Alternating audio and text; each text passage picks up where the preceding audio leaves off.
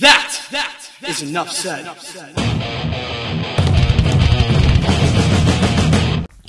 What's up, Heat Nation? Happy Thursday. Your boy Ernest here, and I am back with another Miami Heat Talk video. Would really appreciate if you guys could like the video, subscribe to the channel. You know the drill. Now let's get ready to rock and roll on another Miami Heat Talk adventure. Now, guys, earlier today, gave you guys another episode of the Miami Heat Roundtable. Want to take a moment to thank David Ramil from Locked On Heat for joining us. Wes Goldberg, you next, my guy. So thank you so much. It was a great video. If you haven't seen it, you guys, make sure to watch it either before this video, after this video, whatever you like, but it was a great episode. We had all the guys from the roundtable. We had David Ramil, so it was definitely very interesting. So again, Mr. Ramil, appreciate you. Now, I want to talk to you guys about something, that's going on. We've known these last few days, this whole week has been mirrored with the whole Pat Riley comments about Jimmy Butler, saying things like, if you want a max extension, you got to play more games. We've also learned a few things that have gone down. Apparently, Pat Riley, Jimmy Butler, and his agent Bernie Lee had a meeting before the season, after last season, where they talked about the concern of Jimmy Butler missing a lot of games. So this is something that has been documented and spoken about between Miami Heat and Jimmy Butler's camp. Jimmy Butler wants a max extension, full payment. Miami Heat wants Jimmy to play more. Now, in today's NBA, these guys ain't cut like the way there was in the 90s. When I was watching basketball, I saw a 35-year-old Michael Jordan play 82 games. I saw guys like Patrick Ewing, Karl Malone, David Robinson, Gary Payton, John Stockton, John Starks, a lot of these guys, Tim Hardaway, a lot of these guys that were giving you 80, 75 to 82 games. It was like a badge of honor when guys would play 82 games. And, you even look at the 2010s era. There was guys like Grant Hill, Kobe Bryant, to name a few, Steve Nash, Dirk Nowitzki, Tim Duncan, Manu Ginobili, Tony Parker. These were guys that were Ironmen, that would play 75 to 82 games, that would stay on the floor, stay on the court. That's not today's NBA.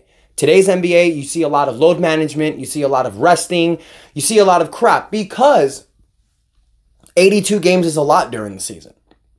So what a lot of teams are realizing now, especially back when San Antonio would do it in the mid-2010s, load management. And I know I mentioned Tim Duncan, but later on in his career, when Duncan was around 36, 37, Greg Popovich monitored his minutes, and it paid off. The San Antonio Spurs went to the NBA Finals in 2013, and they won it in 2014. They probably would have won back-to-back years had Ray Allen not ruined it for them. Thank you, Ray Allen. But what I'm trying to say, you guys, is that the NBA teams are noticing that load management helps their star players, because when it comes playoff time, it's time to turn it on. Now, we don't know what's going to happen. Look, I'll be honest with you guys. Pat Riley and the Miami Heat camp can go on and on about Jimmy Butler having to play more games. Doesn't matter. They can't control that. They can't tell Jimmy, you have to play more games. That's why I have mentioned this in the past. If you're going to give Jimmy Butler a contract extension, you guys, I know a lot of people are saying that it's a 2-year extension. It is, but it's technically adding 1 more year. Because right now, Jimmy Butler has 2 years left on his contract. The second year is a player option. If you extend him, you're eliminating that player option, and you're adding 2 years. So you're basically you're just giving Jimmy Butler an extra year. But what that does, because a lot of people think, oh, the player option, he'll opt out. No, he won't. He'll be 37. It'll be the same thing that we dealt with Kyle Lowry. That last year of Jimmy Butler's contract, which pays him about $58 million when he's 37, he will opt in. Now, Pat Riley did mention in the meeting that they don't have to discuss this for another year. They don't have to extend him for another year. It's like I've mentioned in the past. Back in the days, more like 10 years ago, players would play out their contracts, become free agents, and then teams would try to sign them. Nowadays, NBA teams don't want to lose their players for nothing, and I can respect that. So the year before their player option, is technically the year where you need to make a decision. Are you going to extend this guy or are you going to let him walk possibly for nothing? So that's a decision the Miami Heat have to make this season. Now, I will say this. Jimmy Butler recently said a few things at the Miami Grand Prix show where basically, I mean, it looks like he's trying to put a bed to all these trade rumors and, you know, all this negativity that's going on because, and I'm going to read a quote what Jimmy Butler said at the Miami Grand Prix. I feel at home, man. I really care about the city. I really care about the people in this city. Miami has embraced me. They've wanted me to bring them something they haven't done since LeBron, D. Wade, and C. Bosh. And I want to do that. So as soon as I get this knee back right, I'm right back on their ass and everybody know it. End quote. That's an amazing amount of confidence by Jimmy Butler. And I love to hear that. I love to hear that confidence. But at the end of the day, you guys, and it's like what David Ramil said at the Miami Heat Roundtable episode. It looks like the Miami Heat's not going to have any choice but to run it back. And I know those three words kill Miami Heat fans, but you guys got to understand something. Miami's not going to trade Jimmy Butler. So right there, we're going to put that to bed. That's my honest opinion. Jimmy and Miami are cut in the same cloth. It's a match made in heaven. I don't think Jimmy's going anywhere. I do think that if you're going to discuss a contract extension with Jimmy, it needs to be performance-based. If you're going to give Jimmy Butler a max contract extension because you feel like you have no other choice, it should be performance-based. Now, will that get done? That's a conversation between Pat Riley and Bernie Lee. But I will say this. If you're going to keep this team as is, then you need to make sure that you are building the right roster around Jimmy Butler. Because if you're keeping Jimmy Butler, then the idea is to build around Bam and Jimmy. And how do you do that? Tyler Hero has lost his value. It's like what David Ramil said, and I know I'm bringing him up a lot, but he made some great points in the recent episode. Tyler Hero killed his value with the injuries this year. But not only that, he was exposed in the Boston Celtics series. If Tyler Hero was dropping 20 points each game, 20 points or more each game. He had that one game where he had 24 points and 14 assists. But if Tyler was showing his value in the playoffs, like I was saying that he could have done, then yeah, he would have raised his trade value. And maybe the Miami Heat could have possibly talked to Cleveland about a possible deal with Donovan Mitchell. But Tyler Hero killed the momentum. Boston killed that momentum because Boston exposed him. They showed the NBA, they showed the world that Tyler Hero cannot really create on his own. And I've said this before. During the regular season against teams like San Antonio, my God, I'm trying to think of the crap teams here, but nothing's coming up. You know, Portland, when you're playing against teams like the Washington Wizards, the Chicago Bulls, you know, the lower level teams, and Tyler breaks out for 30 points and he shows that he's a baller, that's great. But in the playoffs, we've seen that Tyler Hero's numbers have diminished. He usually averages about 20 points a game in the regular season because you're not playing against the Boston Celtics every game. So he averages about 20 points a game. But then in the playoffs, his averages dwindle down to about 14 to 15 a game. So teams see that.